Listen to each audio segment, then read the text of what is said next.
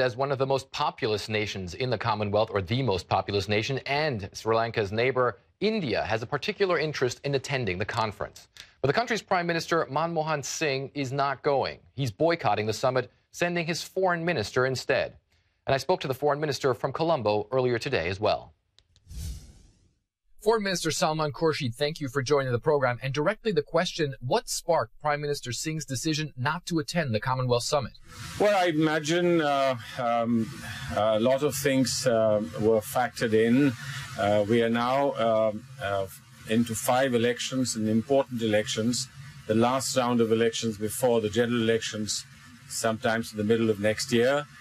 We are also handling some very, very critical economic issues, including issues which are far-reaching reform issues, some of which will come before the next session of Parliament that's now a few weeks away. And of course, there were competing sentiments in the country about some outstanding issues with Sri Lanka, particularly on the rehabilitation and reconstruction that's imperative after the end of the war.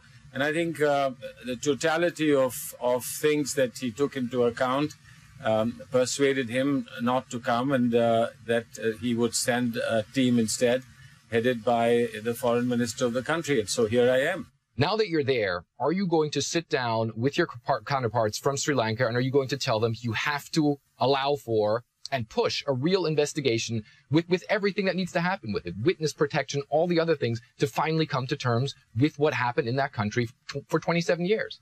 Well, I think that what happened in this country for 27 years is something that nobody can discount. And I think the apportionment of responsibility and putting things in the right perspective is a responsibility that we all owe to each other. And certainly Sri Lanka owes to itself, as indeed they owe to their friends.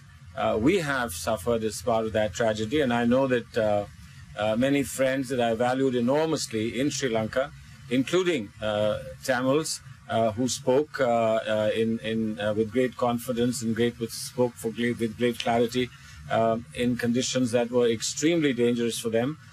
Having lost many of those is something that is not easy to forget, but we need to move on. And I think that's the spirit in which everybody has to approach this, which is not to forget and forgive everything, but to find the optimal level of truth and reconciliation. What about the importance of the Commonwealth itself? The Commonwealth represents a lot of people on this planet. At the same time, it is an organization that seems to be on the brink of irrelevancy, and some people are saying that this discredits the Commonwealth even more. The fact that you have this controversy about Sri Lanka holding the summit, you have countries like your own that's not sending your prime minister, you have the Canadians that are not coming at all. What do you think this does to the Commonwealth?